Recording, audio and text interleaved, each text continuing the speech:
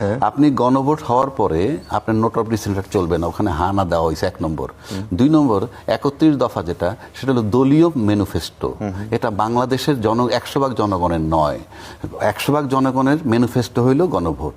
সুতরাং এই গণভোটই ম্যান্ডেটরি, এবং গণভোট যদি আলোকে যদি সংস্কার করেন সবার জন্য সেফ, নাহলে সবাই এই নির্বাচনটা নিয়ে প্রশ্ন হবে এবং এটা অবৈধ নির্বাচন ঘোষিত হবে সময়ের ব্যবধানে।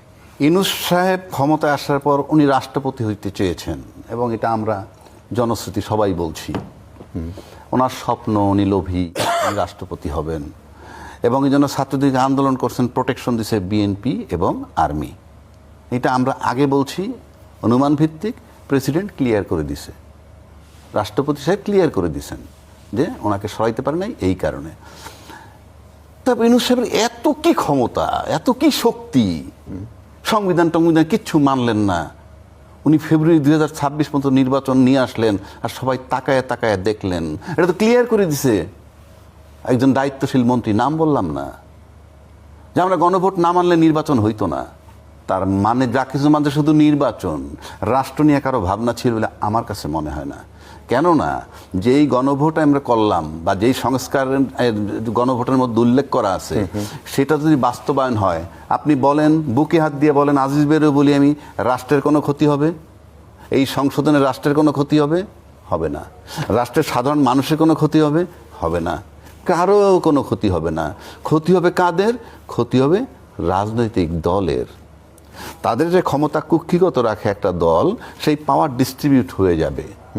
একই ব্যক্তি একই সময় প্রধানমন্ত্রী, একই সময় পার্টির প্রধান, এবং একই সময় দলনেতা, কিংবা ২বার বেশি থাকবে পারবে না এইসব। এখন বলে যে অনেকের বিয়ের ভিতরেই আছে সেই ম্যানিফেস্টো, সেটা অন্য কথা। এই গণভোটটা যদি বাস্তবায়ন হয়, গণভোটের আলোকে সংস্কার হয়, কোনো রাষ্ট্রের ক্ষতি নেই, জনগণের ক্ষতি নেই, ক্ষতি শুধু রাজনৈতিক দলের। তাদের কুক্ষিগত পাওয়ারটা থাকবে না, এবং সেগুলোও তারা মেনে নিচ্ছে। তখন কি জন্য?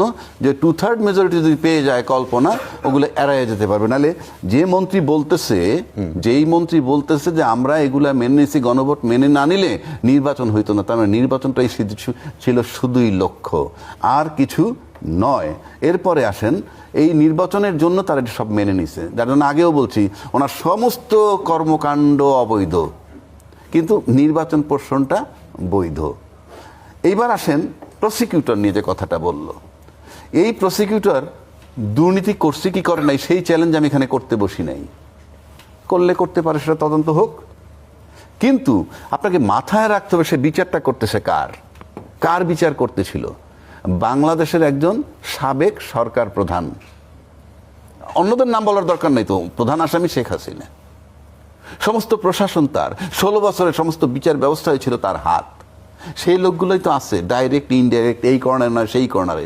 তার ভিতরে বিচার করতে গেছে শেখ হাসিনার। সেকেন্ড কি, কিছু আর্মি অফিসারের বিচার ওখানে চলছে। সেই আর্মি অফিসারের সাথে, সেনাপ্রধানের সাথে কিন্তু তাদের, তাজুল ইসলামের নাকি কথাবার্তা, অনেক বৈঠক হয়েছে, অনেক চ্যালেঞ্জ হয়েছে, সে কোনো কিছুতে হার মানে